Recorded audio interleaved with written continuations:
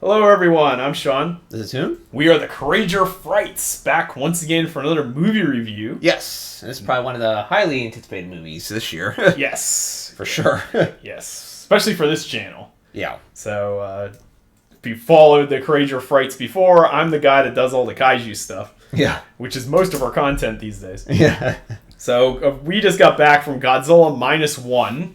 Yes. Which I believe is the 33rd live-action Japanese Godzilla film, 37th Toho film, and yeah, this is really good. Yeah. Actually, though, in the director, he used to do he did like some sort of theme park ride with Godzilla, I think. Yeah. So. Yeah, he's done. This is actually the third time he's done something with Godzilla. So the first was in a film in 2007. Which I think was Always Sunset, something like that. Always reminds me of Always Sunny in Philadelphia. But yes. It's about the building a Tokyo Tower or something like that. And it's a family drama kind of thing, I think. That's set in the 1950s or 1960. And that has a dream sequence. Actually, I think it's the second movie. It has a dream sequence where Godzilla comes and destroys the town and all that kind of stuff. And it's a very similar design to this Godzilla. Yeah. And then I think in 2019 he designed Godzilla the Ride for Universal Studios in Tokyo, I think. And that has basically the same Godzilla design as this. Yeah, I think I remember seeing that. It looks very similar. Yeah, I actually have the Bandai figure for that version. I don't have any -1 stuff, but I do have the figure for that. I probably should have brought it, but I didn't. So yeah, that's where this guy's background is. So this is Takashi Yamazaki. He's done a lot of movies. I have some of his movies from before. He's done Returner, which was a sci-fi movie. He did the Parasite live-action movies, which... he did Parasite. Yeah, the anime adaptation one. What else has he done? He did a number... Well, those Always Sunset movies. He also did a number of World War II movies. So he's famous for Eternal Zero, which is about a fighter pilot in World War II, and then The Great War of Archimedes, which is about the building of the Japanese battleship Yamato. So this movie, in many ways, is sort of his magnum opus type of thing, I guess. It's he combined all of his different movies he's made before into this... I'm just going to say it's a masterpiece. This film's really well done. This is really good. So without getting into spoilers, so what would you say is the stuff you really like about this movie? Actually, the one part I do like is just the way the character is. It's kind of hard to go without going into spoilers. Right. Like I say, it is reading the synopsis. It is after World War II. Yes. So the one main character, I kind of like the way his story unfolds. Yeah, the main guy. Yeah, the main guy. Yeah, Koichi's character. That's actually probably my favorite part. Is just, I guess, the human drama part of it. Actually. Yeah, this is a movie.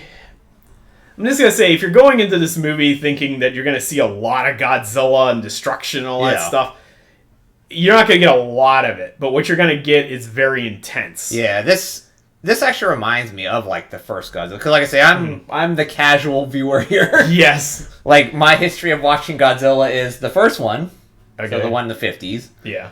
And that was the American version, so it had Steve Martin in it. Yes, Steve Martin. Shin Godzilla. Yeah. I guess it's more based on the Japanese one. So Shin Godzilla, this one, and the original. Okay, yeah, so that's it. And maybe some of it's not the full movies, but some of the other ones, but not the full movie. So, me watching everything, those are the ones I've only seen. Yeah, so you've only seen 3 Japanese Godzilla movies. You've seen all the American ones. Yeah, I've seen all the American ones. But I was trying to exclude those, because those definitely feel a lot different than these movies. This movie in particular. Yeah, it's definitely different. Well, you've seen the ones that matter, I guess, for this one. Yeah. So you basically just labeled the ones that this film's most like. Yeah. And this movie definitely feels, at least to me, it does have kind of that feeling with the first one. Because the first one, Godzilla doesn't show up until later on. If I remember correctly. That's pretty standard. I mean, these people that... I think it's mostly an argument of people that aren't hardcore fans. Yeah. The ones that are like, oh, it needs more Godzilla. Like, we need like an hour of Godzilla. That has never happened. Yeah. You're talking about a movie that doesn't exist. Yeah. Like, almost every Godzilla movie, he's only in it for like 15 minutes or less. Yeah. So... And I think that's a lot more effective, to be honest. Yeah, even the versus, ones where he fights another monster, he's not in it for like an hour of the screen time or anything. Yeah. So this movie he's in, I'm not sure how long he's in it, but it's probably comparable to the original in some ways. The story beats kind of follow the original as far as Godzilla goes, because he like shows up, he attacks a ship, and then he disappears, and then he comes and attacks Tokyo, and then he disappears, and then he comes back, and he's coming back to attack Tokyo again when they have the big final showdown. The plan, I guess. Yeah, so that aspect's similar. So my background is I've seen every single Godzilla movie. Yeah. Godzilla is like one of my favorite franchises of all time. It's probably the reason why I lived in Japan for 3 years and all that stuff. So mine's like opposite end. I've got everything. In fact, I've seen every Godzilla movie in the last month because I rewatched all of them leading up to this. So we're coming from two totally different backgrounds on Godzilla. But I think our consensus is pretty much the same. Yeah, like this movie is pretty good. Even if I guess it'd be spoilers now. Well, like you don't to say like should I see this movie or not? Yeah. Before we go into spoilers, I guess our segment here should be like the pitch for the movie. Yeah. I would say anyone should see this movie. Yeah. Not just Godzilla fans. I agree. Just people that are into anything like a drama. If you want to see a good human drama, there's a good message in this movie as well. Like it's kind of the moral of the story, or I guess what they're trying to tell the audience is just live. Yeah. Like that's basically the moral of the story. It's coming right off of post-war Japan, where it's like ultimate despair and suffering going on because like Japan. Not that it wasn't warranted, but Japan was like completely devastated at the end of World War II. Like we basically destroyed all of Japan, or a huge chunk of it. Yeah. And so if you're living in that and you're coming off of losing a war, especially as a military, like a soldier, and you're just like, you just don't believe you're worth anything. And then this movie's concept is that you are worth something. Like, no matter what, you could contribute, you can do something, you can make something of your life. Yeah. And I think that's a good moral for anyone. Yeah. It's a good moral for Japanese audiences today, because people don't know Japan has a like astronomically high suicide rate compared to other countries. So that's a good message for modern audiences. It's a good message for anyone. Yeah. Really. That you're not a failure. Even if you believe you failed, you can still contribute something. You can do something. There's a reason why you're alive. Yeah. And that's basically what the story's telling. And then on top of that, there's a big giant radioactive dinosaur destroying the city. Yeah, exactly. So I would say this is movie of the year for me for sure. Yeah, it's definitely up there. It's really good. Yeah, I didn't watch like some of the bigger acclaimed movies this year, like Oppenheimer or anything. Or Barbie. So, I don't know, maybe if you saw Barbie, maybe you thought that was better than -1. But I think for me, Godzilla -1 is not only best Godzilla movie ever, and I'm going to say that even goes beyond the original. Mm-hmm. And I guess I'll talk a little bit about that later. But this is best movie, period, for me. Yeah. So I think that's going to be it for the non-spoilers, and then we're going to go into a lot of detail about the discussion here. Yeah. So here's our spoiler alert. So if you haven't seen the movie, go check it out and come back. Yes. All right, so we're back. Yeah. Like I said, go check this movie out for sure, though. Like, if you're on the fence about it, go. Yeah, just go watch it. Because this movie's only going to be here for like a week. Yeah, that's the only bad thing. It's like, they really should be, this should be a lot longer of a period where they're showing it. But I know with the way Toho does their movies and shows and everything. Yeah. I'm sure they probably didn't want to spend a lot of money to get that rights and everything else. I don't think they spent any marketing, especially internationally. Yeah, so I think some people saw this in like, maybe one trailer. Yeah. And I guess they had it on YouTube, but it was kind of like... it kind of just showed up one day. It was not even like really that big. The trailer's on social media and stuff, but if you look at the comments on social media that's not for Godzilla pages or something, no one's heard of this. Yeah. So, but as a Godzilla fan, it is kind of moving to watch other people's reviews, like actual legitimate critics call this like one of the best movies of the year. Yeah, it's really good. Yeah, that's new. Because this is actually like a human drama, and then Godzilla's built into it. That's what I said. It's like almost like, I want to say the American Godzilla, the first, not the what is that, Broderick one, not that one. 2014. Yeah, 2014 one, where they tried to do like a human part of it. Right. But this does it like 10 times better. Yeah, so we're in full spoiler mode here, so we can just talk about whatever. I watched Chris Stuckman's review for this, who's like one of the premier YouTube review guys, and he basically said what you just said. He said it felt a bit like the beginning of 2014, the Bryan Cranston stuff. Yeah. Where it was like him with his wife, and like she dies in the power plant, and like all that kind of stuff. And there's that human emotion. Yeah. You really feel for the characters, and then it goes off in a different direction, and you just don't care anymore about the other characters. This movie's like that beginning part of Godzilla 2014, but throughout the whole film. Yeah. So the film starts in 1945, so the final year of World War II. We're introduced to our main character, Koichi. Yes. Who's a kamikaze pilot. Yes. Who lands on Odo Island, which that name's going to be really important or familiar, I guess, if you're a Godzilla fan. Yeah. You even know that. Yeah, I knew that. You've seen the original movie. Yeah. Odo Island is the island that Godzilla first appears on, and in the lore of Godzilla, that's like where Godzilla was worshipped as a god for like centuries or whatever. Yeah, because that's like in the first one. Like I think even in the first movie, Steve Martin goes to like the island or something. They're like, oh, they worship this creature or whatever. Right, they're doing like that play or whatever with the guy with the Tengu mask on, and they're talking about Gojira, and they used to like sacrifice maidens to it or something like that in the past. It's like a dragon. Yeah. And in this movie, that also is the case. I guess they're trying to get a little more realistic with Odo Island. Like, I don't think it doesn't seem like it's part of the main Japanese islands. It seems almost more like it's like in the Northern Marianas or something like that. Yeah, because I think they were saying that island was specifically for like kamikaze pilots, so I'm imagining it probably not they used not the main area. No, they had like a crappy runway with a bunch of potholes in it and stuff that they used for just like emergency maintenance. Yeah. And it seemed almost like maybe it was like Saipan or something, like way up in the north, but not part of Japan. But anyway, they said the locals talk about a creature called Gojira. Yeah. Which comes into play really early in the movie. So anyway, Koichi lands his plane. He pretends that he's having engine trouble or something.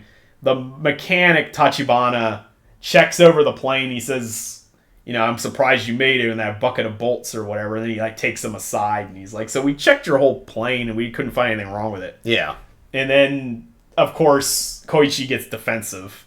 Yeah. And then he's like, he storms off. Yeah, I think he says, what are you implying? Yeah, what are you implying? He storms off. And then Tachibana later goes up to him and he's like, look, I'm on your side. Like, we need more people like you. Yeah. Why throw your life away when we know the war's over? Yeah, especially at this point. It's like, there's no point. Yeah, it's like the last days of the war. It's probably like August 1st or something. Yeah. And they want you to do a kamikaze attack on an American battleship or something. Yeah. So, it's obvious that he ditched his post. Yes. But as a suicide, I guess we should explain what a kamikaze is in case people don't know. It's like a suicide plane. Like the Japanese, they would tank their planes up with a lot of fuel and then just try to crash it into an enemy ship and kill yourself in the process. Yeah. With the idea of taking as many American sailors as possible. So you mostly got volunteered to do this. Yeah. So, so you're basically told by your country that you're going to die. Yeah. In what's essentially a useless war at that point. Yeah.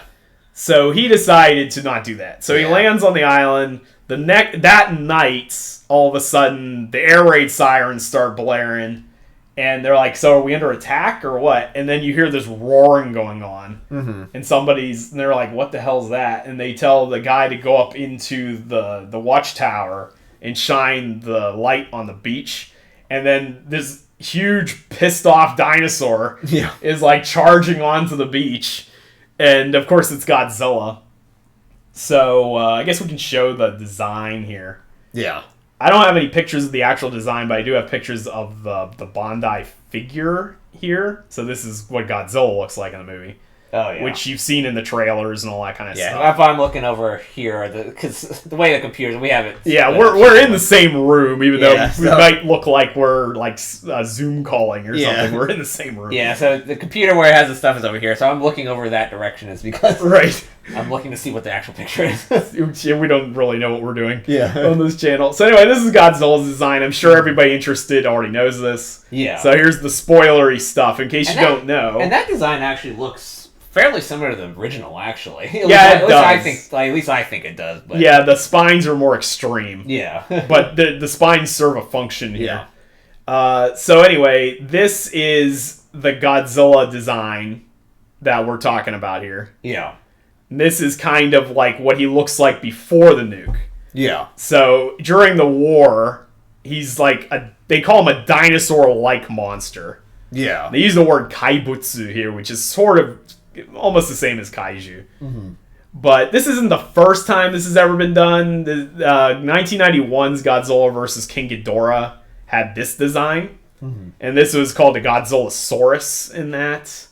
And it kind of did the same thing. It showed up that was on a different island. But it shows up on an island, attacks American soldiers, and just like stomps and kills everybody. Yeah. This one shows up, and he's just like vicious. Yeah. He's throwing people around, he's stomping people into the mud, and he basically kills everyone. Yeah. Our dude, Koichi's supposed to go out into his plane and fire his cannon at it. Yeah, because I think Tachibana, I think is it? Yeah, Tachibana. Yeah, Tachibana is like, go fire your fighter's cannons into the monster, it can kill anything.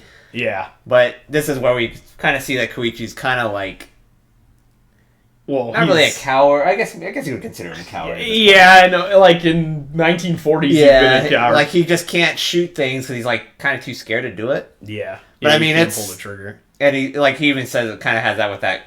Like that kind of plays in throughout the whole movie with his character. So yeah, no, it's understandable though. Yeah. And as we find out, I didn't see this in Japan. Obviously, I used to live in Japan, but it's been a year since I've been there. My one friend's. Earthbounder89 on YouTube. Go check him out. He and I are probably going to do a podcast soon about this, but he saw it like opening day in Japan because he's still living there.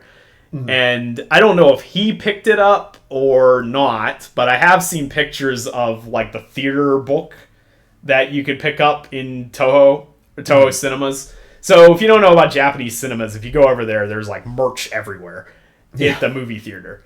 And one of the things you could buy is kind of like I don't remember what the actual term for it is, but it's like sort of like the guidebooks or something like that for the movies. Mm-hmm. Like I bought one for Thor Love and Thunder or whatever when I saw it over there. So like it's that kind of thing. It tells you like stats about the kaiju. It'll have like interviews with the director or like stuff like it. It's like a making of book. But in that book, they say that this Godzilla is 15 meters tall, which is huge for a dinosaur. Yeah. And it also talks about regeneration ability.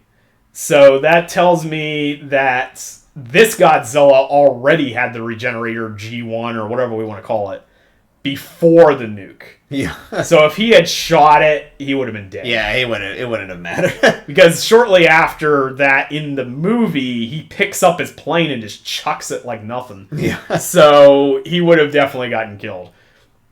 So anyway, he gets knocked out, and then I guess we can switch our scene back to this. Yeah. He gets knocked out, and then wakes up the next day and finds out that everybody's dead except for Tachibana and him. Tachibana blames him because he didn't shoot.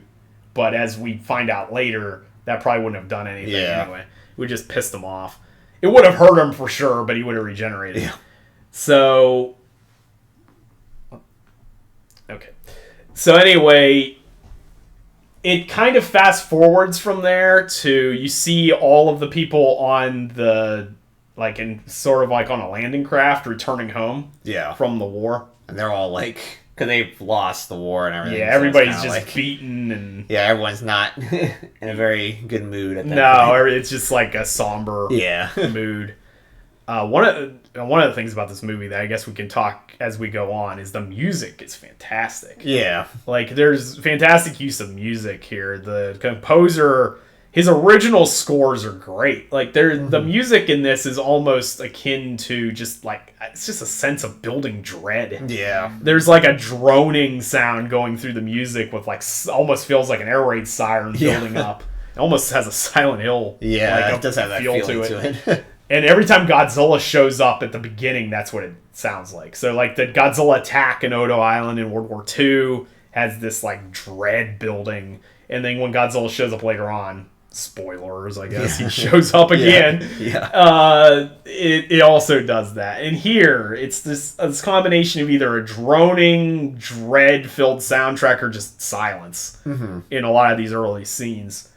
And so Tachibana goes up to that guy and just gives him this envelope that's full of photos. Photos of all the people that died at this island. Yeah, the other mechanics. Yeah.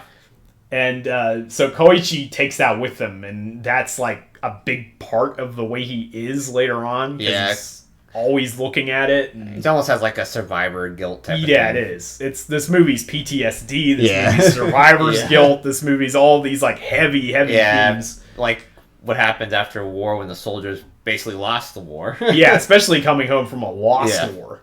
Coming home and your whole town is destroyed. Yeah, like, that's literally something like we as Americans have never experienced. Yeah.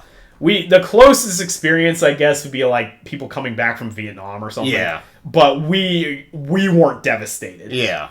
Our homes weren't destroyed. Like here, you're coming home, not only did you lose, you lost big time. Yeah. Like your neighborhood's gone. Like I think the when he comes to his house to like his, I guess it was his parents' house or his like his home. Yeah, it was his parents' house. Well, he's probably only like 20 years old. Yeah, he's not very old. He looks young. Yeah, and he's like... I don't know how old the actor is, but the character's probably young. He's like, is my parents still around? It's like, no, they burned alive in the fire bombs. No, they did. Yeah, or whoever that... I think that was like his aunt or something. I think, because it said Shikishima like on her house or something like that, so that might have been a relative. Yeah.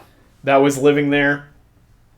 So, anyway, she basically beats him up when he shows up, because... She's like, wait, how could you be here? You're a kamikaze pilot or whatever. Yeah, it's like we got your letter saying you're gonna not be alive, but you're alive. Right. And then he has a letter from his parents just telling him to survive. Yeah. And then anyway, she starts like yelling at him and beating him up because called him a disgrace and everything, which that would be something. Yeah. When you're supposed to do that. Yeah, I could see other people I'm sure people don't like that. Yeah, they're like, how dare you show your face here? Yeah. Her kids were killed in the firebombing, and Koichi's parents were killed. Yeah. But he has that note from the parents, and he's like, the first night, he's just sleeping in the rubble. And he's looking at the note, and he keeps playing through his mind, like, just come back alive. Yeah. And then, of course, they're not alive. Yeah. So they're back to Survivor's Guild again. The next day, he goes to, like, the market or something, and this woman's, like, it's like a street rat. Yeah. Aladdin. A delinquent. Yeah, she is running from people saying she's like, stop thief, and she gives him this bundle. Yeah. And it turns out it's a baby. Yeah. And then she runs away, leaves him with the baby, and then after several hours, I guess he decides to stand up and leave. Yeah, because he's trying to like wait for her to come back. Yeah, and she never comes back because she obviously get caught. Yeah. She came back. So anyway, she meets him outside of the market area, and she's like, why didn't you just leave the baby or whatever? And he's like, I couldn't leave her there. Like, you see this guy has this heart. Yeah. And so then because he's such a good guy, now he ends up having to feed this woman and he's like, it's like, you gotta leave after tomorrow. She just never leaves. Yeah, just never leaves. So this is Noriko, who's like the other main character. Yeah. Noriko, the kid isn't hers. It's a kid that she picked up. The parents were killed in the bombings. Yeah. And, this movie talks a lot about the fire bombings in Tokyo, which actually killed way more people than the atomic bombs did. Yeah. So there was more devastation from the firebombing than there was from the atom bombs themselves. Yeah. So, there's a whole segment here where we discovered that this family was brought together by the war. Nobody's related to anybody. The kid's not hers, but she's raising him. and now he's taking care of them. But they're gonna starve if like they can't get a job. Yeah. So he goes and he gets a job, and his job is actually removing sea mines. Yeah. Which is really dangerous, but it's got good money, so he decides to do that.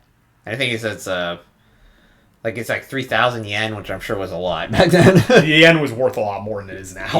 Yeah. So, like at one point, the yen was close to the dollar. Yeah. So I remember that. yeah, so it's like there's definitely a difference in the currency now. But yeah, so he takes the job even though it's dangerous. Noriko forbids him to do it, but he's like, it's not like kamikaze. Like the goal isn't to die. Like the goal is to survive. And then he even says it's like kind of like a joke thing. Where he's like, they even have a special ship for his mines. It's like a ship for mine clearing. Well, he thinks that because what actually is, but he thinks that because that's what it said on the application or whatever. Yeah. So, but then he goes there and he finds the boat, and it's just this rickety wooden boat. Yeah. But they said in the movie that the reason why it's wood is because American sea mines were magnetic. Yeah. So they would stick to anything that went past and explode. Yeah. And apparently, I didn't actually know this, but my dad said that I knew my grandfather worked on like a mine, not mine layer, but it's the boat he was on. Yeah. It's to remove mines. Minesweeper. That's the name. So that's what my grandpa did in the war. He fought the Japanese, but he was a minesweeper, like crewman or something like that. He wrote a book on minesweeping or something like that. But I didn't realize that that's what his boat was like. He talked about being on a wooden boat at some point. So that's very accurate. So I guess the Americans also did that. Yeah, they probably like, we don't blow ourselves up. Yeah, if you're after the war's over and you're like disposing all the mines. Yeah. So, yeah, he may have been in the path of Godzilla later on. Yes. When he shows up. So we get this interspersing of that going on, and then also we meet the crew of his ship. Mm-hmm. And so there's kind of like this disgruntled captain. Yeah. He's kind of a funny character. I think... And we kind of hear their backgrounds as well. Yeah, so the captain's kind of funny. He has some good lines. Mm-hmm. The movie's not completely bleak and serious all the time. There are some funny lines. There's nothing funny that ever happens in the movie, but there is some funny dialogue. Yeah. Actually, it's funnier in Japanese. The subtitles sometimes aren't accurate. Yeah. But he's cool. And then there's Noda, who used to be a guy who developed weapons for the Navy. Yeah. He becomes important. He's almost like our Serizawa in a way, like our scientist guy. Yeah. And then there's like this rookie guy who was too young to be in the war. Yeah, he was like a 16-year-old or 15-year-old. I don't know how old they had when in the war. But like, he was too young to go, and he wanted to be in the war. Like he was like, I kind of wish it would have been. Sets off Koichi because he's like, don't ever wish that you were part of the war. Yeah. And later on, the other guy, the captain, tells him too that that's something to be proud of. You're the future. Yeah, you should be proud you weren't in the war. So they all work together, and Koichi ends up being the gunner. Yeah. Because he was a fighter pilot in the war. Even though he never actually did a mission, he was supposedly... They said somewhere he was really good in the simulations. Yeah. So he's a really good pilot. He just never really... It's just all simulation experience. It's not actual combat experience. But he's really good at shooting a gun because it's the same idea. Yeah, it's like movement and stuff while you're in the waves is kind of the same thing as flying. Right. So he's able to shoot the mines. So they all work together really well. The team works. Everything's going good. They're making in all this money and all this kind of stuff. And then 1946, like middle of the year or something, Operation Crossroads happens. Yeah. Which is an atomic bomb test that happened in 1946 in the Bikini Atoll, which... The U.S. military must have really hated the Bikini Atoll because we nuked it like 1,000 times. But so this was one of our first tests. Actually, I think it was the first test after Nagasaki. So we decided in 46, all of a sudden, we're going to test everything again. Test bombs again? Yeah, because apparently we forgot how they worked or something. So we dropped the bomb on Bikini Atoll, which I guess Odo Island is either part of the Bikini Atoll or very close to it in this Odo Island's not a real island, so they could constantly move it if they want to. And or Gojira was down there fishing or something. He's probably. I think like he's underwater or something. Yeah, I think it shows like his head, like floating there or something, like injured at least. Yeah, because that's one thing we didn't mention. Every time Godzilla shows up, a bunch of dead fish come up to the surface, and that's like how they know. So Godzilla is created, and then it goes back to the movie. And we have more drama and more storytelling. Things are going really good with the family and all that kind of stuff. And then that is interspersed with these reports, American naval reports of Godzilla attacking ships. Yeah, because it keeps showing like ships getting destroyed out in the middle of like in the oceans or something like that, and it's probably like a Soviet thing or something like that. They keep talking about the Soviet Union. So yeah, we'll talk about that, I guess. Godzilla sinks a bunch of ships, and then it shows him moving. His trajectory's moving up to Tokyo. Yeah. And as he's moving to Tokyo, he's like sinking ships left and right. He has like this list of all these ships that he's sunk on the way up, which actually is from the original movie. The first movie has Godzilla sinking a bunch of fishing boats and stuff, like before he moves to Japan. And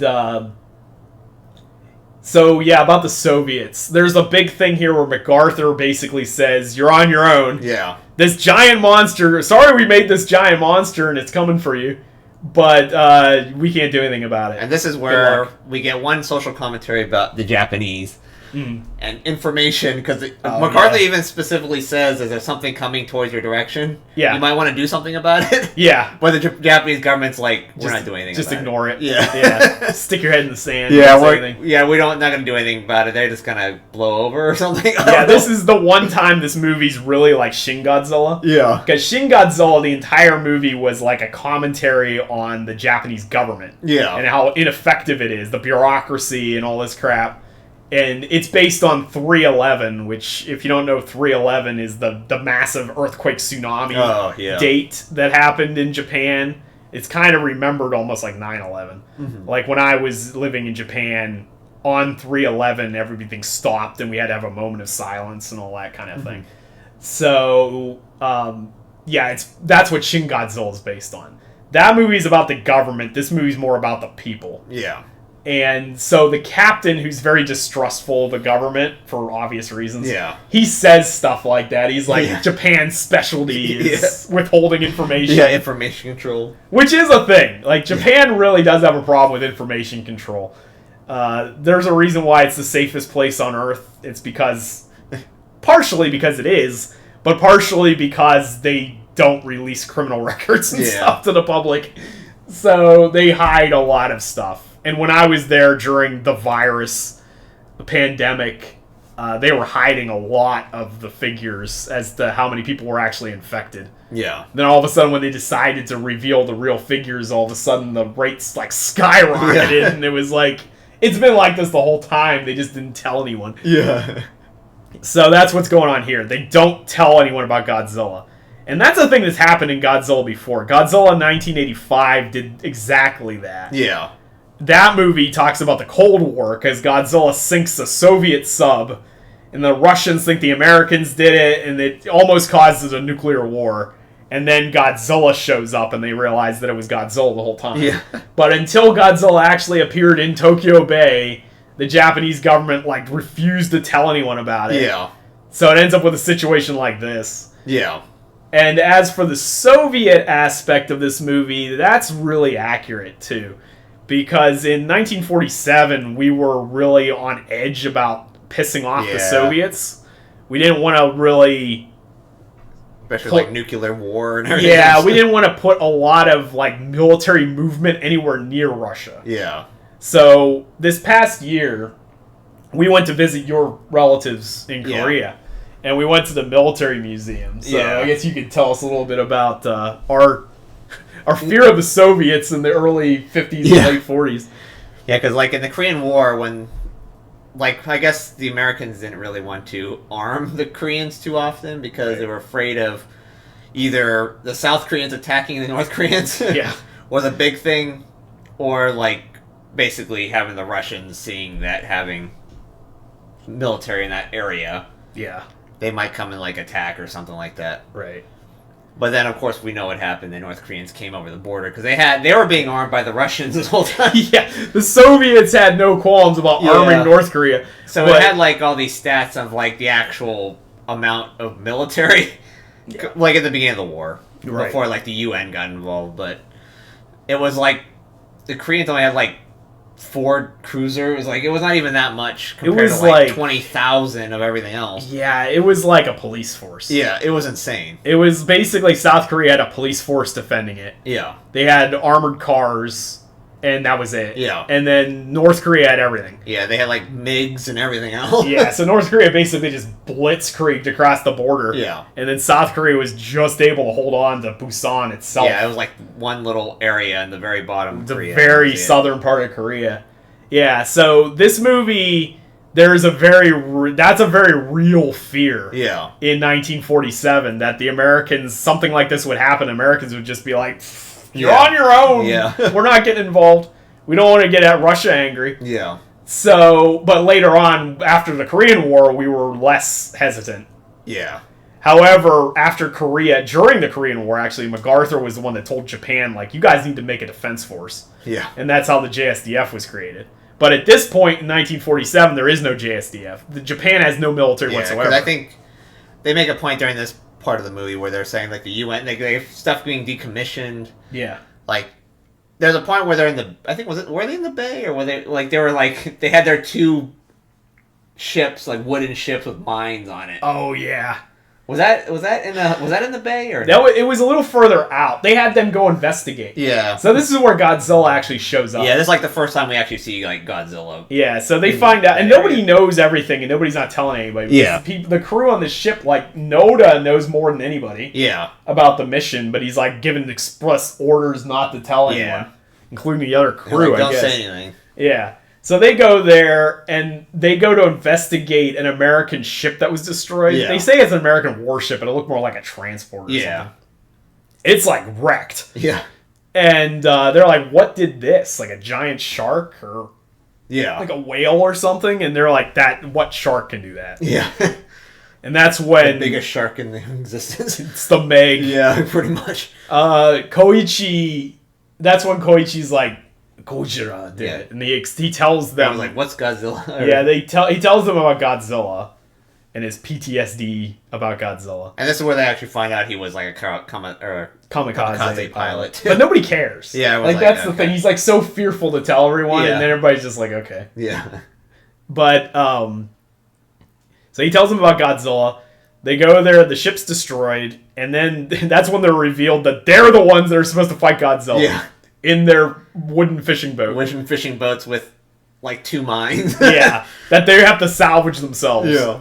And that's why the captain's like, yeah, this country never changes. Yeah. Like, maybe it can't change. Yeah, it can't change. So there's 2 of them. There's 2 minesweepers.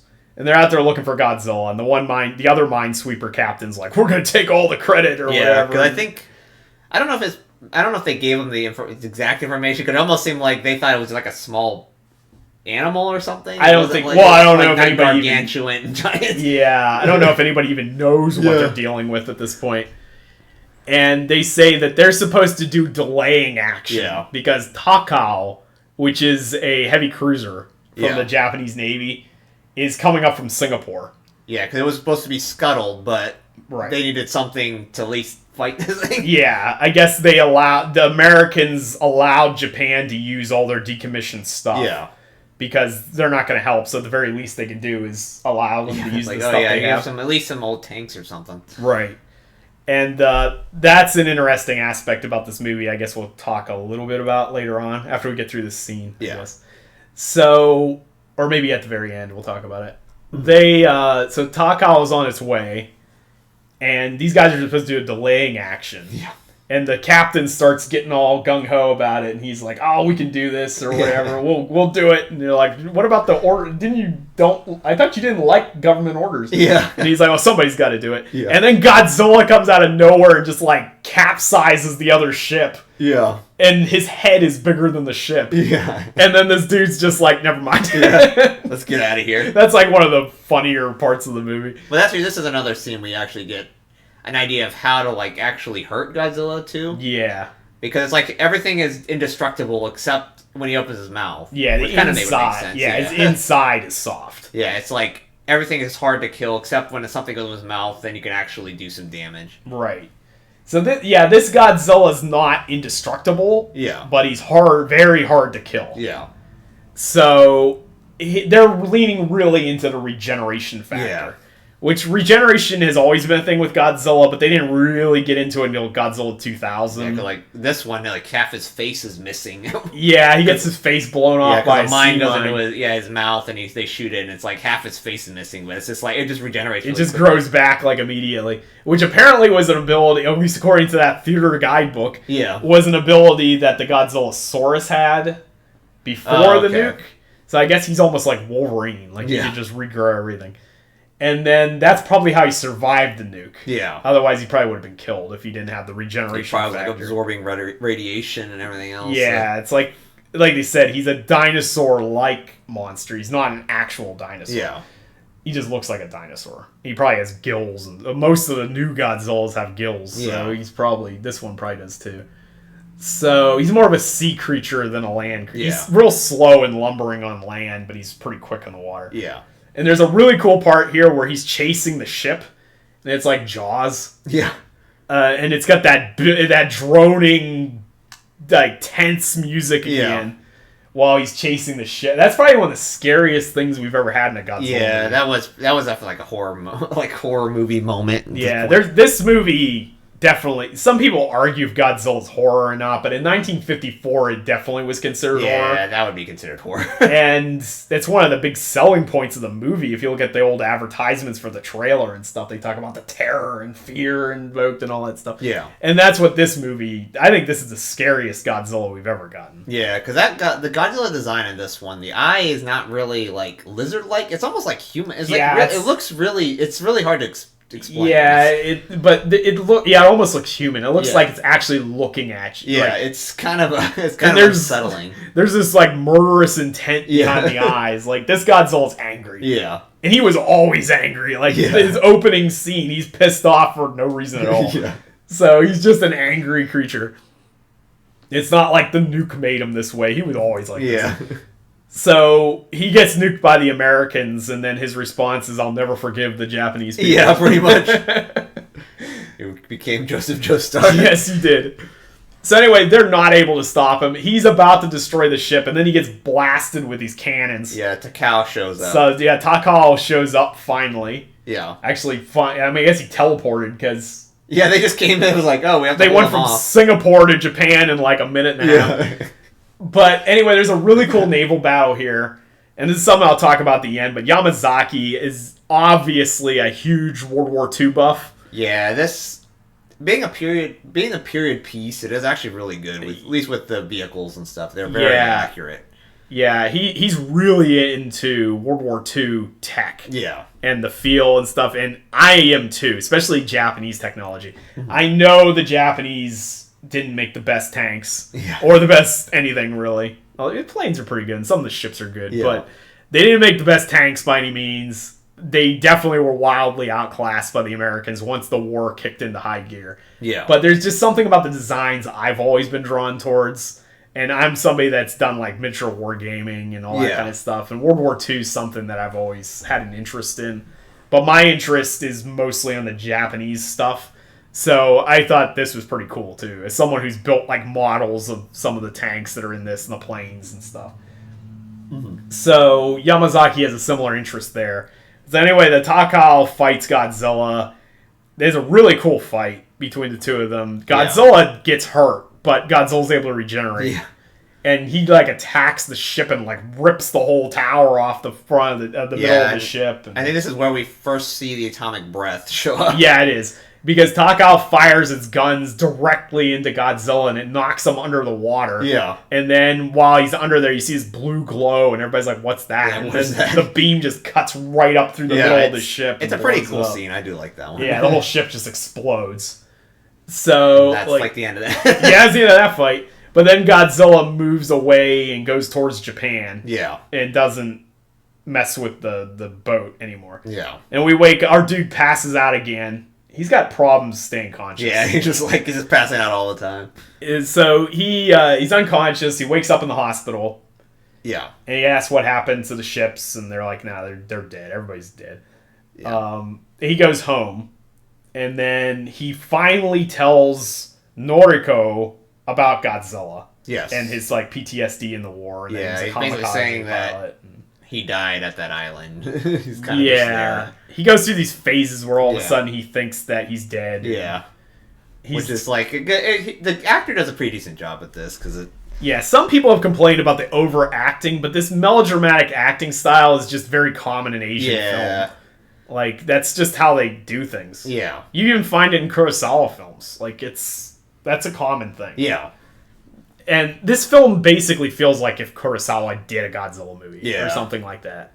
Which isn't out of the question because Ishiro Honda, the guy who did direct the original Godzilla, was close friends with Kurosawa, and they did work together on projects. And the paleontologist who studies Godzilla in the original Godzilla movie is the old samurai that starts recruiting everybody in Seven Samurai. The same actor. Yes. So the Godzilla, a lot of people in America especially seem to equate Godzilla as like a kid thing. Yeah. Like a dumb movie about like monsters destroying cities or something like that. But it's like the original Godzilla is not far removed from like a Kurosawa film or something like that. So, yeah, here he finally opens up to Noriko about what's going on with his life, why he's the way he is. Yeah.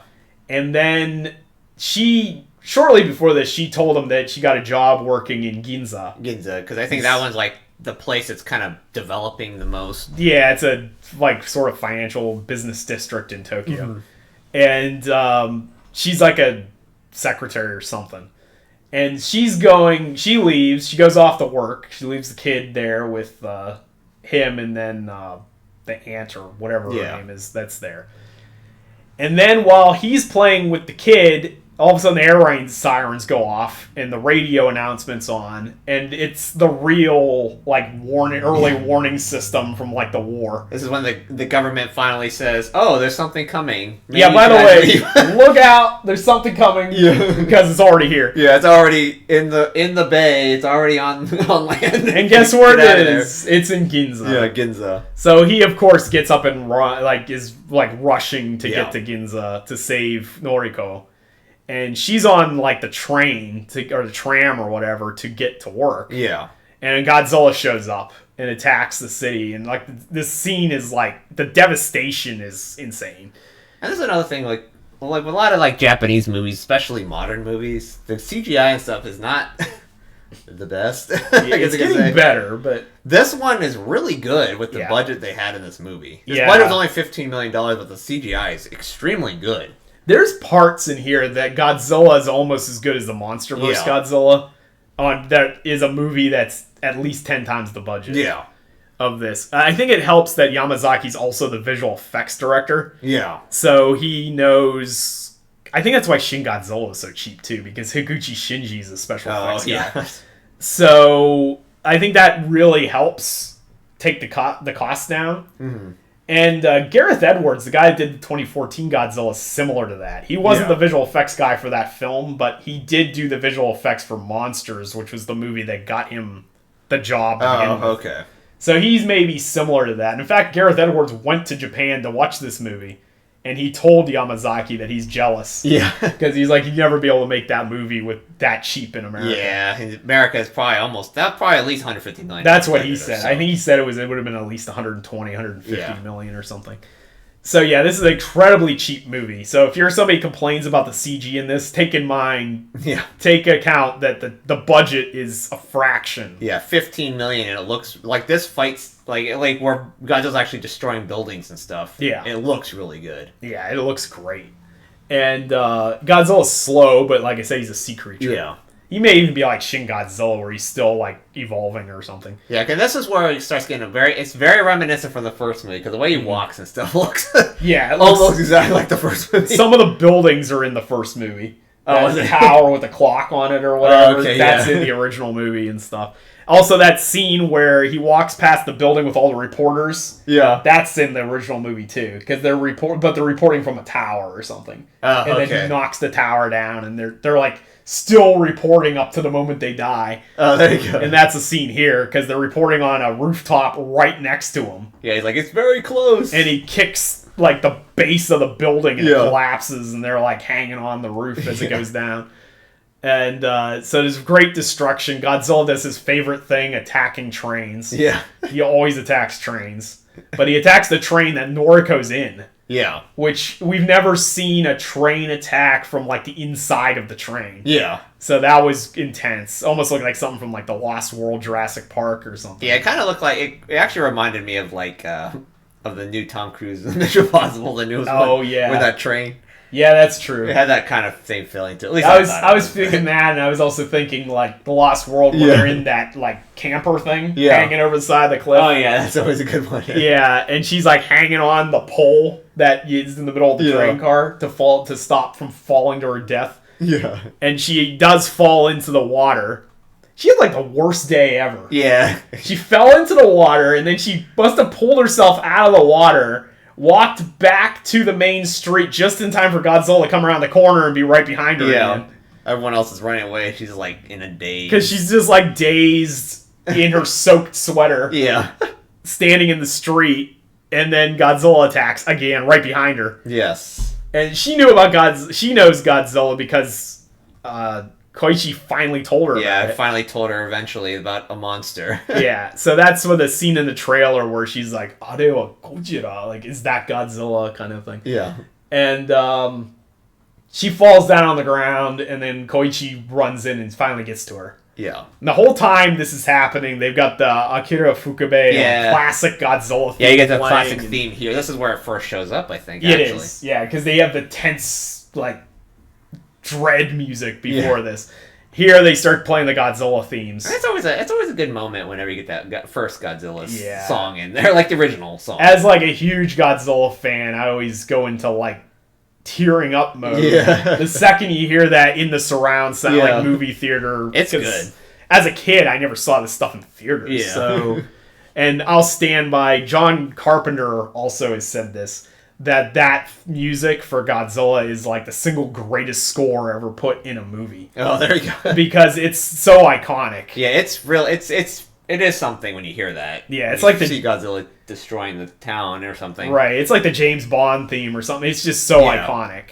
And there's so many versions of it. And this movie uses rare versions. Like, they're using the version from Mothra vs. Godzilla, which isn't really used that often in this segment. And then later they play it again, a different version. Every time they play it, it's a different one. There's like 3 different versions of the song they play. And so Godzilla's just like stomping through the streets, crushing people, and that's another different. They did that in Godzilla 1985, but never to this level. Yeah. Like here we have the camera like at street level. Yeah, it's basically kind of looking up, and you're just seeing him from below, basically. Yeah. It kind of, like I said, they tried to do like the 2014 or whatever that year was. When yeah, 2014. Almost like that, but I think this one just did it better. That's the one that has the cutaways all the time. Yeah. This never cuts away. Yeah, this actually has Godzilla. When he's on the screen, you know he's on the screen. Yeah, he's on the screen until the scene's over. Yeah. Like he's still there.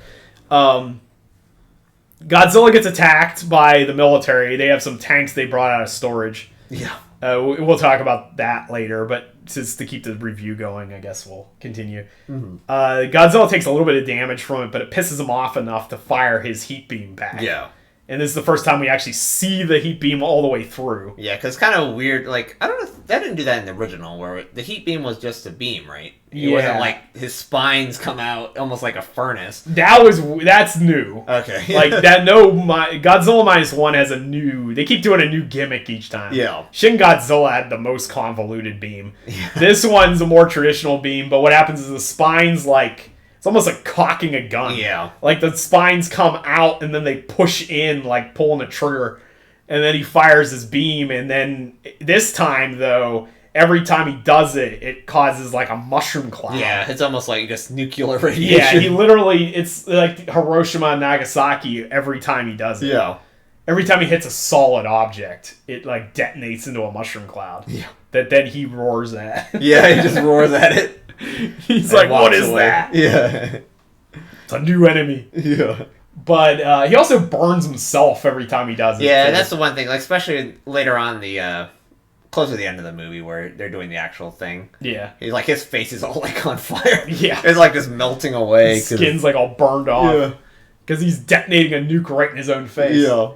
But anyway, Noriko shoves Koichi into an alleyway, and then she gets blasted away. Yeah, with like that atomic, I don't know, like the shockwave. Yeah, the shockwave that just blasts her away. Yeah, she gets thrown, and then she's like gone. Yeah, and this is where Koichi gets more into his depression. Oh yeah, because he's like, he's in the streets screaming. Yeah, because he's like, because he never. We find out that he kind of wants to like kind of marry her, but he just never does because he's always. They both wanted to get married, but they never told each other. Yeah, he's always like in his own world. Yeah, it's because, like he says in the movie, there's a really poignant part towards the end of the movie where he's like, he's talking about his wars isn't over. Yeah, the war is not over yet. Yeah, so he could never marry her or anyone. Yeah, because of all of his trauma that he's got built into him. Yeah. And some people have criticized the movie for that because they're like, this unlikable character or whatever. And it's like, that's because you have no emotional intelligence. Yeah. like I say, he plays it pretty well because he's like, if you're a soldier and you're supposed to be a kamikaze pilot. Yeah. And you didn't do that. Yeah. Well, they're like, he's emo. And it's like, well, you would be too if you went through this. If you're a soldier coming from this, yeah, you would be. I think most people would be. Yeah. So it's a little different than somebody that's going through this that hasn't been through war. Yeah. So, because I actually have seen that side of thing, and I've also seen like the side of like Iraq war vets and stuff say that they really felt connected to the character. Yeah. They said that they thought that he was a good representation of somebody going through PTSD. Yeah, because like I say, if you had like your whole platoon's destroyed, yeah, and you're the only one alive, you're not going to be, like, normal. No, you're not. Especially when you have, like, some corrupt... He has unique PTSD because his PTSD comes from Godzilla instead of the war. Yeah, exactly. Most people have horrible dreams about their buddies getting shot or blown up. His dream's about a dinosaur crushing people. Yeah. So... wonder what he was like when Jurassic Park came out. Yeah, he probably was like... just sitting there screaming in the theater. Screaming in the theater, yeah. But anyway, yeah, he survives again. Yeah. Noriko, as far as he knows, is dead. Yeah. Because she's gone. Like, nobody's left. Yeah. There's a nice little touch here. Again, Yamazaki coming in with the accuracy, where he's sitting there screaming and the black rain pouring down on him, which is a thing that happens when the atomic bombs go off. So, because that's reported for like Hiroshima and Nagasaki and stuff, that it rained right after the bomb and it was black. So, which is like, so he's probably covered in radiation. Yeah, it's probably like acid rain going yeah, pretty much. Yeah, it's like black. The rain's black after an atomic bombing. Because all that crap goes into the atmosphere. Yeah. So, that happens, and then now he's basically determined to fight Godzilla. Yeah. Noda, the scientist guy, he's like, we have a plan to fight Godzilla. I want you to come to the community meeting. Yeah, and this is another part where it's another commentary on the Japanese government. Yeah, because the government's not doing shit. The civilians need to do this, not the government. Yeah. Because they have a reason why this government can't do it, I guess. Mm-hmm. Because it's like, they don't want to get the Soviet Union mad, but... Right. But it is a commentary on the government. Yeah, so they basically got nothing. Yeah. They got a bunch of decommissioned destroyers with no guns on them. Yeah. So, but that gives them a platform at least to get out there and fight Godzilla at sea. They come up with a really kind of convoluted plan, but a plan that kind of makes sense. Yeah, actually, when I sing this, I thought it was going to be the oxygen destroyer. Yeah, I was like, this is the oxygen destroyer, isn't it? No, it turns out no. It was something different, at least. Bubbles are involved. Yeah, bubbles were involved. So it's like that, like the oxygen destroyer there. Yeah. Now, this is one point that I actually give above the original movie. Mm-hmm. So some people might consider that sacrilege. The original movie, as people complain about this being melodramatic, the original movie has a random romance triangle in it. And then the original movie also has giant monster attacks Japan. What are we going to do? Oh, we have a super weapon conveniently here just laying around that can kill anything. And it's a little bit contrived. The oxygen destroyer destroys everything in the ocean. And understand that I'm a massive Godzilla fan. I do think the original Godzilla is like one of the best movies of all time. Yeah. But Dr. Serizawa just happening to have a weapon that can kill anything right when Godzilla attacks is just a bit convenient. Yeah. And this movie doesn't have that. We don't have a super weapon that can kill Godzilla. Instead, we're using Freon gas to try to plummet Godzilla to the bottom of the ocean. And then they use like these big balloons to try to raise him up as fast as they possibly can. Yeah. It's actually not a bad plan. Yeah, because they're saying like even marine animals can't just keep going back and under the ocean. Right. So they go to like a specific trench in Japan, which is Sagami. Is it like the farthest point in Japan, like depth-wise? Yeah, off the Japanese coast. Okay. Sagami Trench is like the deepest. It's nowhere near like the Mariana Trench or something, but it's like 1,500 meters down. Okay. So, but the idea is you can take Godzilla. So like Godzilla or any deep sea creature, they can adapt to changes in pressure if they swim slowly. Yeah. But if you pull something down that fast, that changes in the pressure is just going to crush it. Yeah. And that's the idea, is that in reality, as difficult as that would be to pull off, the science behind it's not completely flawed. Yeah. Like, I think the amount of pressure that would happen from just dragging something down rapidly is probably more damaging than any weapon we could hit him with. Yeah. So that does make sense to use the ocean against him. And then the other one was if they failed with that, they would probably rapidly bring him back up to the surface. And that would probably that like introduces like, was it nitrates and stuff into your bloodstream? Yeah, it's like decompression. It's like if a diver comes up too quickly, it like you get the what's it called, the legs or whatever. The bends. Yeah, the bends, because it's like you're going up too quickly. And that's just you going up too quickly on your own volition. Yeah. If you get like yanked up, that's you're dead. Pretty bad. Your internal organs probably gonna explode. Yeah. And so that's the plan. And it's using stuff that exists in reality. Yeah. And that's, I guess I can bring up my other point here about the military here, for talking about stuff that does exist. Yeah. So, in the original Godzilla movies, like, I don't know if a lot of people know about, like, the tech, because I said, like, I'm a big World War II buff about the Imperial Japanese military, just like Yamazaki is, apparently. The techniques, the weapon systems he uses here aren't ordinary stuff that you would find. Yeah. So, he's using the Takao is the cruiser, but in real life, that was sunk as a target ship by the British in like 1946. So in 1947 that wouldn't be available because it's sunk. But in this world, it survived if it survived the war, it's fair game. Yeah. And so in this world, it's still around. The tanks that are defending the Diet building is the Type 4 Cheeto. Yeah. Designed by weapons designing mastermind Chester Cheetah. Yeah, there we go. Yes. So they have a bunch of Cheetos defending it. I guess the armor would probably be made of like that's true. The armor probably was made of a Cheeto. But anyway, the Cheeto was a prototype tank. It was an experimental tank that was built in like 1945, but I don't think they even put the gun on it. And they did test runs with it, but it wasn't actually developed, and they only ever made 2 prototypes. Yeah. But in this movie, there's like 6. Yeah. And then later, they reveal a plane that there was only ever 2 prototypes made in existence. And in this movie, they do say that was a prototype. Yeah. But they never say anything about those tanks that were also prototypes. So here, I think he's operating in a world where they're using things that really existed, but maybe they weren't actually finished. Yeah. And here it's like they're usable. So you could theoretically, I guess anything that had a blueprint for you could use in this world. Yeah.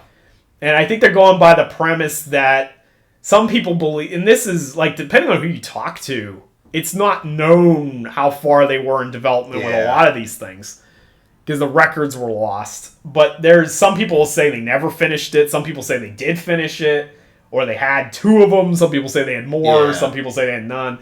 Like that kind of thing. And here they talk about with the plane that it was designed for the defense of Japan from an American invasion that never happened. Yeah. So I've also heard a theory that they did actually design all these weapons, But because the war ended and they were so desperately in need of raw material that they just scrapped the stuff that they had. Yeah, that's probably what happened. So, but I guess in Yamazaki's world, which is a pretty cool idea in my mind, they kept all that stuff. Yeah. It's just in a warehouse or hangar somewhere. Yeah. So you can use that. And people who love the original Godzilla movies, in the 1960s, you'll know that they used a lot of maser cannons, which are like these laser guns and all this stuff, which is obviously not real. Yeah. Like, not real at all. Whereas here, at least they're using things that were real or at least were built or designed to be built or something like that. It existed at some point in some stage. Whereas the original series are using ray guns to fight kaiju. But in that series, though, to be fair, we were attacked by aliens in the 50s. Yeah. So they just reverse engineered that technology. Which might happen in future movies, who knows? Because Yamazaki does do a lot of sci-fi alien invasion movies. So anyway, the whole point of that, I guess, was that the plan, they can use stuff that really exists. Yeah. So no oxygen destroyer, because that's insane. Yeah. No ray guns. So nobody's got maser cannons or anything like that. Instead, we have like experimental prototype weapons that were built but weren't used. Like the Shinden, which is a fighter. Yes, it has a weird look to it, but that actually is the actual design. That's the real design. I don't think there's any other plane that looks like that. Actually, no, I don't think there might be somewhere, but so I guess to get the point across. So this is the tanks we're talking about, the Cheeto. Oh, yeah. So these are the tanks that are outside the Diet building. And then this is the plane you were talking about, the Shinden. Which apparently Hasegawa Model Company is taking full advantage of Godzilla -1. They already... Because this is the promotion, the box for the pre-orders coming out in this month. There you go. So you don't actually get a Godzilla model, though, if you buy this. It's just the plane. You get the plane, yeah. But so this is a really weird plane design. Because you can tell the propeller's on the back of the plane, not the front. Yeah. Which is really weird. But this plane, as we find out... so Koichi basically says, can you get me a plane? Yeah. And I can distract Godzilla, and we can lure Godzilla out into this trench. Because otherwise, how are we going to get Godzilla to go out there? Yeah, he says its plane's a lot more maneuverable than a ship. Right. Which is not wrong. So then they find a plane, and he's like, well, we found a plane, but it's an unusual plane. It's rather unique. Yeah. And it was one of these prototype things I was just talking about, which the tanks also are, but they don't talk about that. Yeah. But here, it's a prototype that was designed to fight B-29 bombers, which are level bombers that fly really high up. Yeah. So you need something that's fast, and you need something that can have a long range, because you have to fly all the way up there. Normal fighters can't reach the level, the stratosphere, or whatever that these bombers are in. And have a good guns on it, because I think it has cannons or something. Yeah, it does. 30mm cannons on it. 3 or 4 30mm cannons. So, but it's not functional. Yeah. Because they never finished it. It was a prototype. So that's actually completely accurate. Yeah. So they're like, we found this plane, but it doesn't work. And we need a mechanic to fix it. And he's like, I know the guy. Yeah. So I got this guy that I worked with in Odo Island. He's a great dude. Yeah. He loves me. He'll come. Yeah. There's a guy that hates his guts. Yeah. So he sends a bunch of letters out all over the country trying to get to this guy, basically slandering him. Yeah. Saying that he was responsible for the deaths of everyone on Odo Island. Yeah. Just to draw him out hiding. Because, like, I need to have him get to me and be mad. I want to do it. Oh, he's mad. Yeah. He shows up in the middle of the night and clobbers him with, like, a 2x4, knocks him unconscious. And just punches him in the face a couple times. Yeah. But then he explains himself. Yeah. And he's like, fine, I'll help you eventually. Yeah, he's like, I know the war's not over for you either. Yeah. So... Like, I want to do the kamikaze mission like I'm supposed to do. Right, and that's his plan initially. Yeah. He removes the fuel tank, because it's got real big fuel tanks. Like I said, it had to fly really high up. So they remove the fuel tank, which the pilot, incidentally, is sitting on top of. Yeah. Real safe design. Yeah. They remove the fuel tank, and they replace it with a big bomb. Even safer design. Yes. And they took, I think, 2 cannons out and put 2, like, big bombs in bigger bombs in there. So they're just packing this thing with bombs. Yeah. So they make a giant bomb out of it. And I guess his idea all along was just to fly it into Godzilla's mouth and blow him. Yeah. Because they did a lot of damage with that sea mine. So if you have a bigger explosion yeah. from the inside where he's soft, you could definitely do some damage to him. Yeah. So the day comes, Godzilla shows up early, and they have to like scramble to fight him. Because they're however many meters out. It's gonna be a little bit. Everyone leave, and then he's there. Godzilla's already there. Yeah. So he's out on shore destroying some guy's farmhouse. Yeah. And he takes off with the plane. He lures Godzilla out to sea, and then they do their plan with the ships. Yeah. And the ships they manage to snare Godzilla with the Freon gas. They have it on a net. Yeah. On a rope, and they just kind of almost tow cable it like an AT-AT in Star Wars. You have to wind it around Godzilla. And there's a realistic point there because they're doing so tight the ships almost crash into each other. They do, I guess. They scrape each other. Yeah. And then Godzilla's charging up his heat beam, but they manage to get him to attack a ship that they just sent out there with no one on board. Yeah. And this is the point where they're Japan was viewed human life too cheaply in the war. Yeah. He's again, Yamazaki being an expert on World War II stuff, he beautifully illustrates everything that was wrong with the Japanese military. Yeah. He's we built tanks with no armor, we built planes with no ejector seats, we did banzai charges and kamikaze and all this other stuff. We just threw lives away, and it's no more. Everyone who survived, you managed to survive that hell. You deserve to live. Which I think that's what a lot of people are you kind of promised us that we'll survive. Right. It's well... He's I can't guarantee this will work. I can't guarantee that you're going to be surviving, which... That was one of the scenes when they're in the town meeting, half the people leave because I have a family. I can't be doing this shit. Yeah. I survived the war. I'm not doing this again. Yeah. But then other people are well, who's going to stop? Who's going to do these ships? No one else knows how to sail. So he blows up the one ship, but then Godzilla has to recharge. Yeah. And I think that was the decoy ship or whatever. Yeah, it's the decoy ship. I like this Godzilla a lot because he takes damage, but he regenerates. Yeah. It's not like Godzilla 98 where he gets hit by a couple missiles and he dies. You have to really hit him hard to get him. Yeah. This one does regenerate a lot. He technically keeps regenerating from getting nuked in the face by his own beam. So, at this point, they do the operation. It's WADA... I can't remember what it's called. The actual operation. Yeah, it's something WADA or something. WADA Sumi or something. I can't remember. But anyway, they do the operation. The battle starts. They got the Godzilla music playing again. And they manage to pull him under, but it doesn't do enough. It pulls him rapidly under the water, hurts him, but he's not dead. Yeah. So then they pull him back up, but he stops midway because he chewed through the line or something. Yeah, he chewed through those balloons they were using or whatever that thing was that one company had. Right. So they can't pull him up because the destroyers can't pull him up fast enough.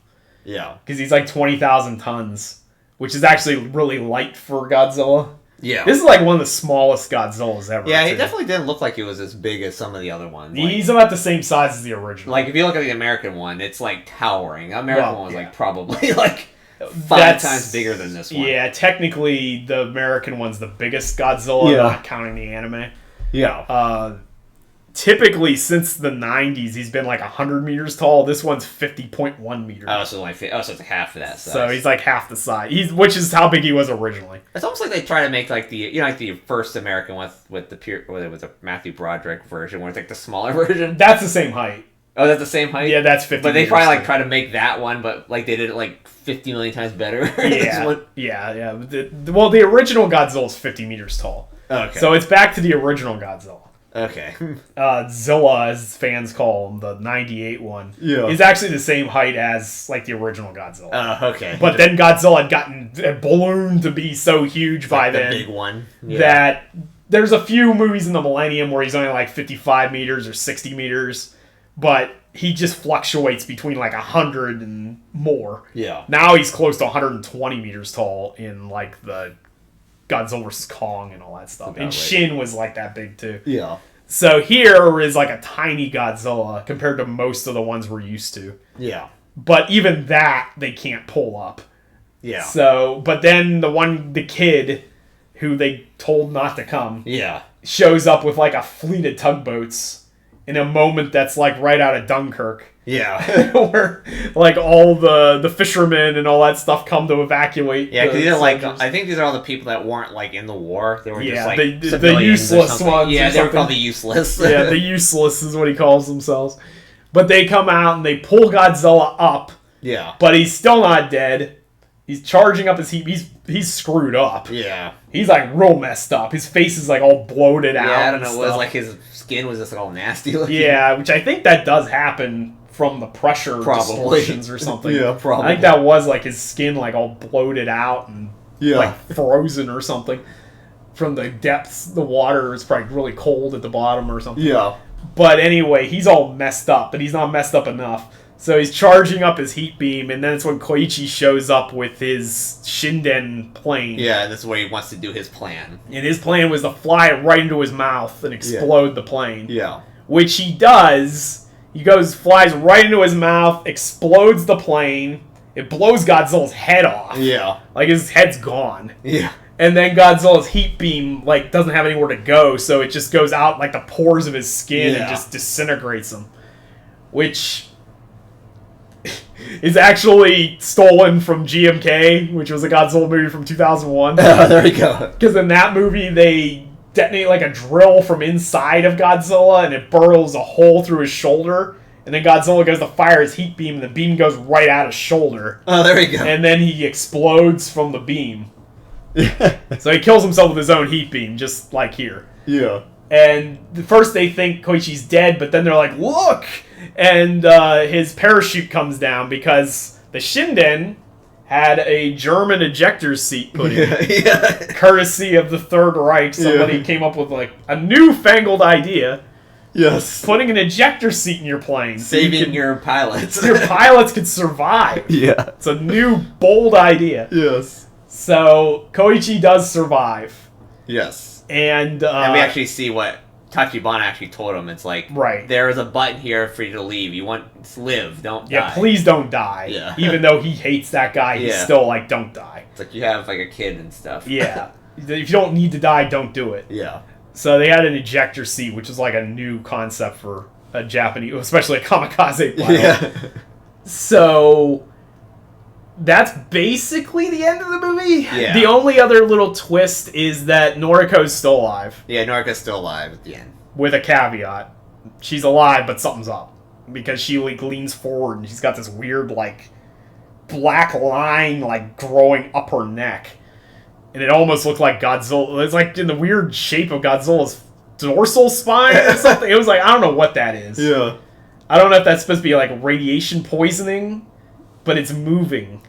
So it's like, I don't know, does she have regeneration now and that's how she lived? Like, I don't understand what that is yet. Yeah. Is she a mutant? Is she Wolverine? Yeah.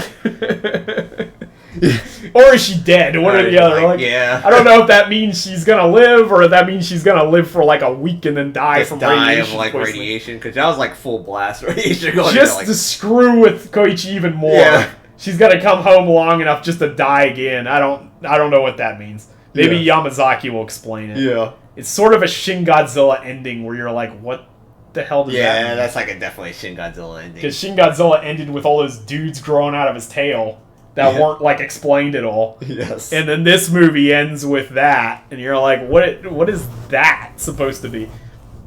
And then the actual end of the movie is it pans back into the ocean, and we see a chunk of Godzilla's flesh. Yeah. And then Godzilla theme starts playing again because it's like regenerating. Yeah, it's like regenerating back. So he can grow out of like nothing. Yeah. And that's also ripped off of GMK. Yeah. Because at the very end of GMK, everybody succeeded. Everybody's saluting the guardian monsters that helped us fight Godzilla. Yeah. Which literally happens here, except for they're saluting Koichi instead. Yeah, Koichi. And then the camera pans to the ocean floor, and it goes across. And then there's Godzilla's heart at the bottom of the ocean beating. And then the Godzilla theme plays, because the idea is that from his heart, the entire Godzilla can regrow again. So it's literally the exact same thing as GMK. Which Yamazaki reportedly talked to Shusuke Kaneko, the guy that made GMK. Mm-hmm. And it was like, I must have been a massive fan of your movie because subconsciously I stole your ending. And he's just like, nah, that's fine, dude.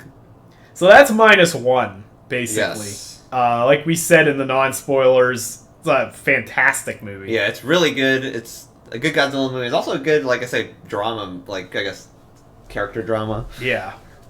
Yeah, it's just all good all around. Like, if you like Godzilla, I think you'll love this. Unless you're one of those guys that wants to see, like, Godzilla fight another monster, like, every 5 seconds, which has never been a thing. Yeah. Actually, it was once, Final Wars. Yeah. Final Wars, the people are mixed on that one. I'm not a fan of Final Wars, personally. But some people like it.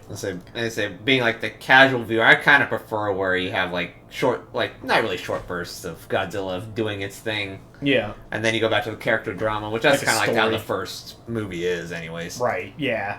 There's probably more Godzilla in this than there is in the original. Yeah. Like I feel like. Yeah, I think the original. I don't think it. He doesn't. He like shows up like the second half or something. He's only in it for like 9 minutes. Yeah, it's not very long. Yeah, it's not a lot of screen time. And no Godzilla movie, except for Final Wars, has had a lot of kaiju action or non-stop Godzilla. Yeah. Godzilla's typically in most of them for like 15 minutes. Yeah. Some of those Showa ones, he's only in it for like 5 minutes. So I don't know if that's even a valid criticism. Yeah.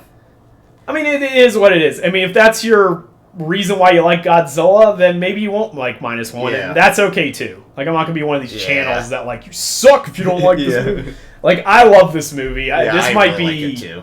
This actually might be one of my favorite movies, period. Yeah. Of any movie. Like, I really, really, really like this movie. But I mean, if you don't like it, that's cool too. It should be like Hideo Kojima's rating. Yes. Godzilla plus 125 or whatever. Yeah, Hideo Kojima did a review of this movie where he's like, he added up all the points that he liked about it, and he's like, it shouldn't be Godzilla -1, it's now Godzilla plus 120. Yeah, 120 or something. Kojima's an interesting guy. Yes. Go check out his Instagram for awkward photos. Yes. Yeah, so I think -1's fantastic. Do you think that they're going to do a sequel to this? And how would they do it? Yeah, that's the only thing. If that thing at the very end with the radiation thing, I hope they don't go like Shin Godzilla route. Yeah, that could get weird. That could be pretty strange, especially how like grounded this movie was. Yeah. But I could see them being a second one though, unless they're just like, oh, it's like a one-off. But this movie did pretty well, so. Yeah. I don't know how they would do it at the second one though. Right. For me personally, so someone that really, really knows Godzilla inside and out. Yeah. Like, you might not know this, but Godzilla has a problem. Yeah. There's a continuity problem with Godzilla. Yeah. The problem is there's 30-some whatever Godzilla movies. Yeah. But very few of them have anything to do with anything. And they reboot it over and over and over and over again, where it's like every time Godzilla shows up for a casual viewer, you're going to be like, why don't they know about this thing? Like, how do they not know that this giant dinosaur shows up and kills Tokyo every couple of years? And it's because that never happened. Yeah. None of the previous movies matter, or only the original movie matters. And personally, I'm sick of that. Yeah. Like, I'm getting tired of reboot the movie, because there's like 1954 to 75 is one timeline. Yeah. But not really, because they stopped having anything to do with each other at a certain point. 1984 to 95 is the only time that they actually have a coherent timeline. And then after that, in 99, they made Godzilla 2000 in response to the American Matthew Broderick thing. But then they have Godzilla X Megaguirus, has nothing to do with anything. It's a reboot. GMK, nothing to do with anything. It's a reboot.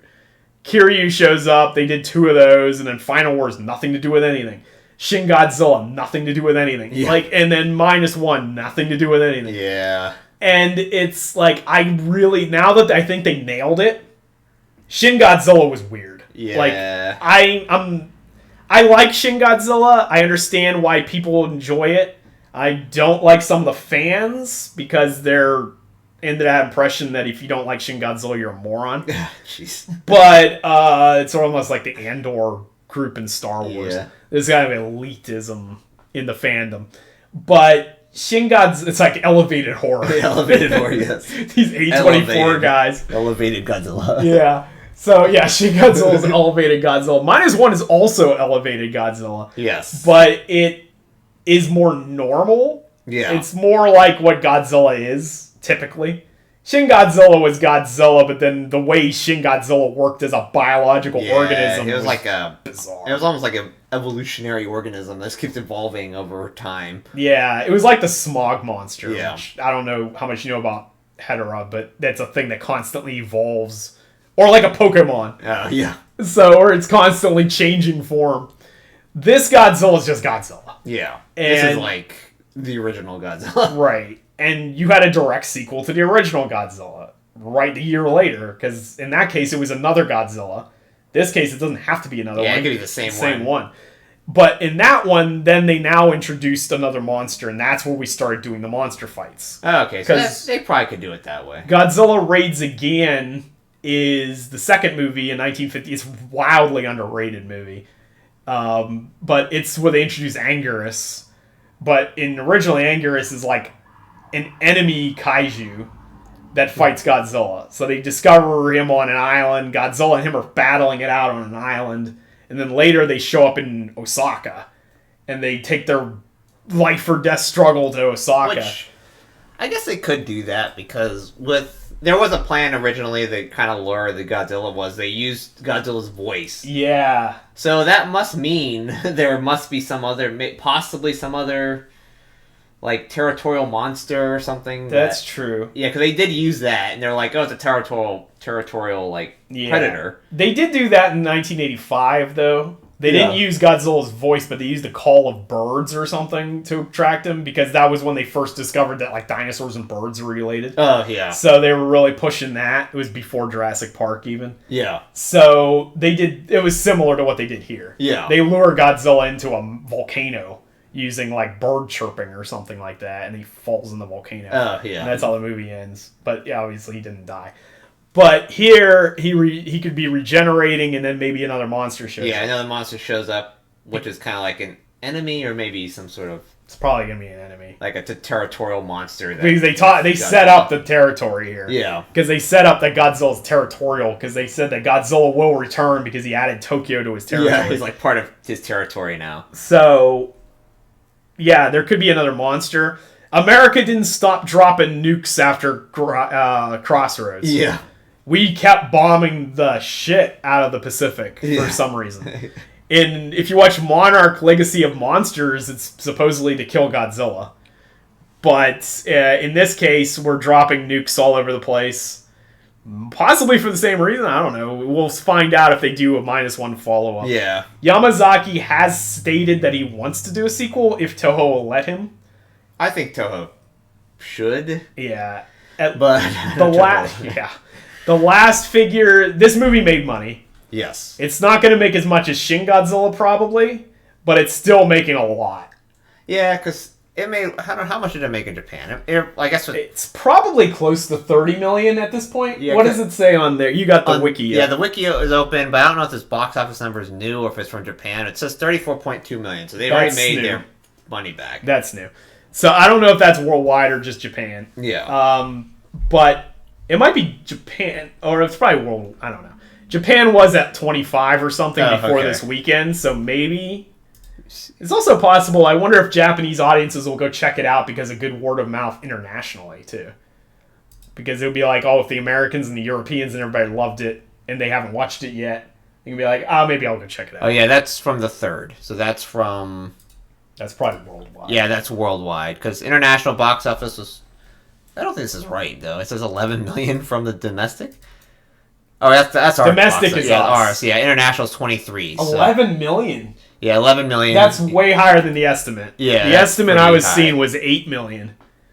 And the drop off's not that bad either. Yeah, it was like pretty high, and then it only dropped off like 20%. Right. So this movie also opens up in a lot of European markets. Yeah, they're all 0. So we haven't got like United Kingdom, I guess. Yeah, United Kingdom actually opens late. They're like December 15th or something. Germany got it like same time we did. Yeah. Most of Europe got it the same time we did. Brazil's the 14th as well. China is today. Okay. I didn't even know they were releasing it in China. Yeah, that might be one of those things where they might not. I thought they wouldn't because of how, focused it is on World War II and all that stuff. Yeah, World War II in it. I don't know how this is going to play in China, to be honest. They'll probably try to call to ban it or something. Yeah, they'll probably just, ban it instantly or something. So, I don't know how that's going to do. I didn't know a lot of Asian markets were even carrying this movie because they weren't really talking about it. It was mostly Europe. People that don't know, I guess Germany's the third largest market for Godzilla. Yeah. So that would be interesting. But movies traditionally don't make a ton of money in European markets. Just any kind of movie really doesn't make a lot. But yeah, it would be interesting to see what happens with that. I would love to see a sequel for this.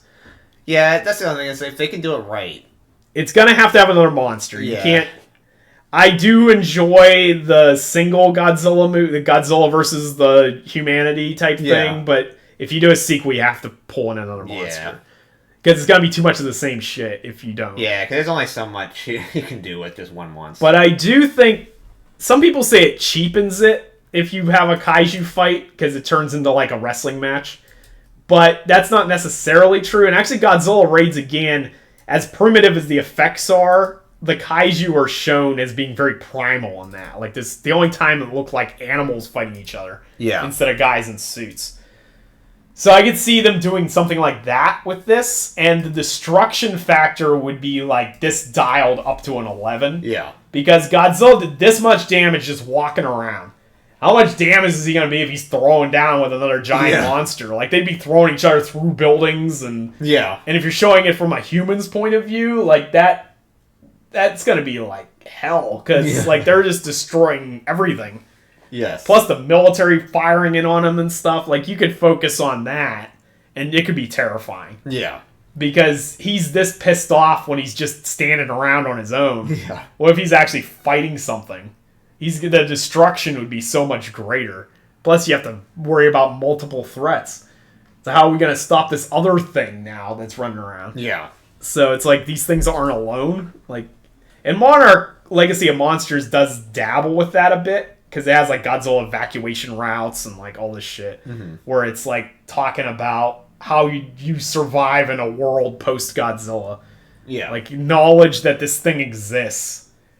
This essentially ambivalent god that doesn't give a shit about you. Yeah. That can't be killed. Insignificant. You're insignificant, and it's this thing that's essentially a deity. Yeah. I mean, it was worshipped as a kami or something by the locals on the island, so it's basically this unstoppable monster.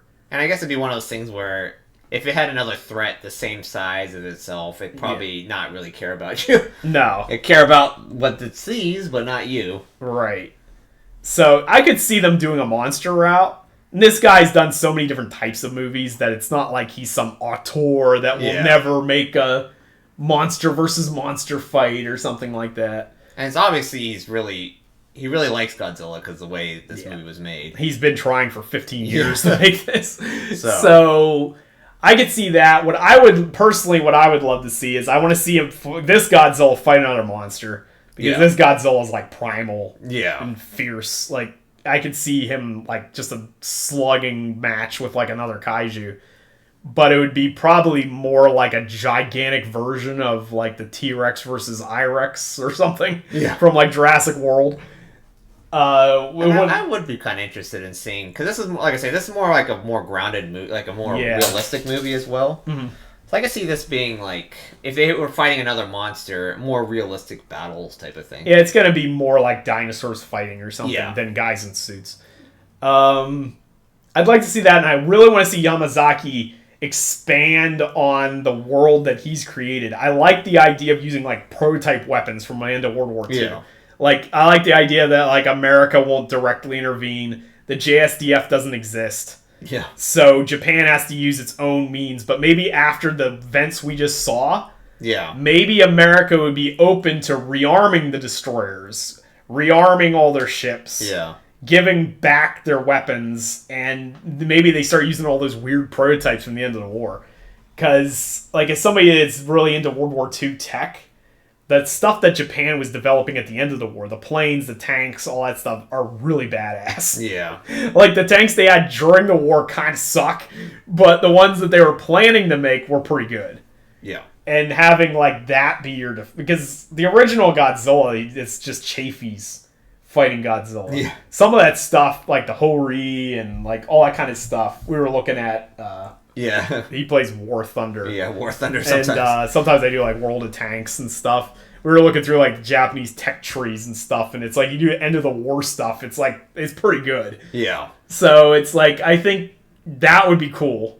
Like, a world where the prototype stuff is real. Yeah. But we're not dealing with the insanity of the Japanese military government and all that stuff of World War II. Now we have a Japanese government, well, not government, but Japanese people that want to be like a civilized country. Yeah. But because these monsters exist, we need to defend ourselves. Yeah. And you can't rely on the outside, anybody else to do it. Yeah, you're going to have to do it yourself, especially since the pieces of Godzilla are right in your, like, backyard. Yeah, he's regenerating basically in Sagami Bay. Yeah. So it's like, he's going to come back. It might take him a year to recover, but he's coming back. So, yeah, that's, I guess, what I have to say about -1. Yes. Anything else you want to add? I think we pretty much hit it. All right. Hit it all pretty much. Cool. So let us know in the comments below what you think of Godzilla -1 and what you'd like to see from more of it, or you want to see Toho reboot it again, or whatever you want to see. Yeah. You could talk about the Monsterverse or anything else you want to talk about in the comments below. I'm going to be making a ton more videos about kaiju and horror movies and whatever else. We're probably going to try to reboot the news again. Yeah, probably try to reboot the news or... in this format, mostly. Yeah. And I think we have a couple more reviews coming too, I think. Yeah. Yeah, because we watched some movie that were newer, I guess you can say. Right. Yeah, we did some newer horror movies and that sort of thing. I'm going to try... people are long-term fans of the channel know that I used to do collaborations with Earthbound 89, who was my friend over in Japan. And we're looking up doing that again. That was the Doki Doki Daikaiju podcast, which is our name for our kaiju podcast. So he's still in Japan and I'm over in the U.S. So we're going to be kind of doing a reverse of what we used to do. Yeah, we used to do that. Because you were here and I was over in Japan. I think we were using the good old Discord or something. Yep. Or no, we were using, what was that other one? It was like something else. Zoom or something. Which until they changed the way they It used to be free for like unlimited. But anyway, we're going to try doing that again, so there may be more people on the channel. We may eventually start bringing some guests if we get our act together. Yeah. And so, stick around for all that stuff. And again, let me know in the comments what you think of -1, what you'd like us to do on the channel. Yes. Whatever you want to talk about, we're open to discuss it. And consider subscribing for more content like this in the future. And you too could feel the strength welling within. See ya. See ya.